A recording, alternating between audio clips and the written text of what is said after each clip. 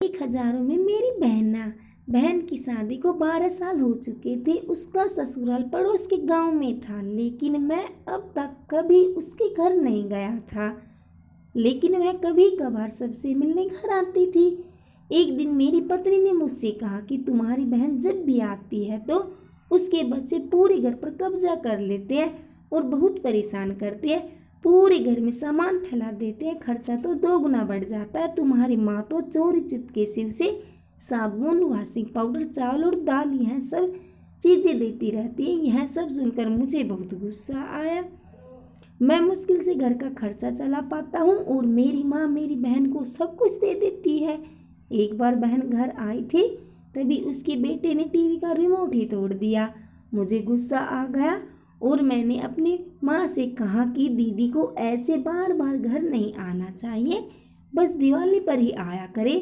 और तुम झूला भर के सामान देती हो वह भी बंद कर दो। माँ ने कुछ नहीं कहा, पर बहन ने सब सुन लिया था, लेकिन वह कुछ नहीं बोली।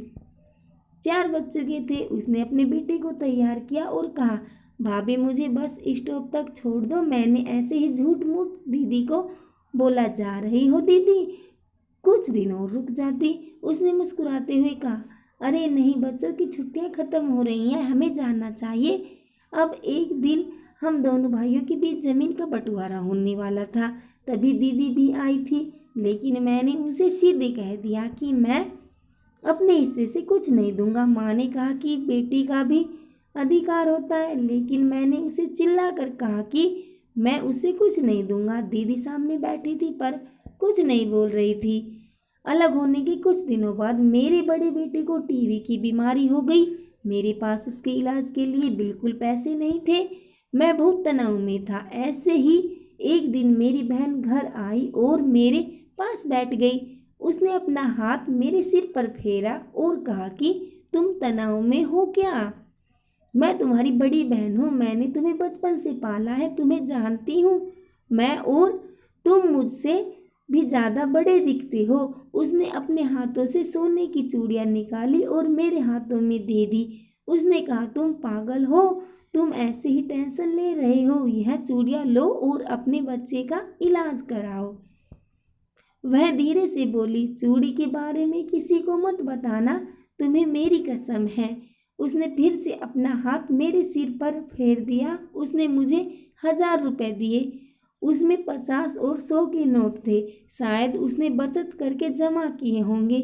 यह पैसे जेब में रखते हुए बोली कि बच्चों को जो चाहिए ले लो और इस तरह टेंशन लेकर मत बैठो। चलो मुझे अभी जाना है, बच्चे स्कूल गए थे इसलिए सोचा जल्दी जाकर भाई को मिल कर आऊं, इसलिए आ गई। तभी मेरा ध्यान दीदी के पैरों पर गया। उसने टूटी हुई चप्पल पहन रखी थी और पुराना दुपट्टा पहना था। वह जब भी घर आती थी उसके कंधे पर हमेशा वही दुपट्टा रहता था। बहुत जल्दबाजी में चली गई और मैं कुछ नहीं बोल पाया। हाथों में वह चूड़ियाँ लिए मैं जोर जोर से रो रहा था। हम भाई कितने स्वार्थी होते हैं, ना पल भर में बहन को पराया कर देते हैं और बहनें अपने भाई का जरा सा भी दर्द बर्दाश्त नहीं कर पाती। उसके घर में वह कई समस्याओं का सामना करती है। दोस्तों, हमें थोड़ा समय देकर और अपनी बहन से हालचाल पूछना चाहिए। बस एक पल के लिए मुस्कुराएंगे, उतना काफ़ी है। उन्हें हमसे और कुछ नहीं चाहिए होता। यह सच है कि किसी ने कहा है कि एक बहन दूसरी माँ होती है।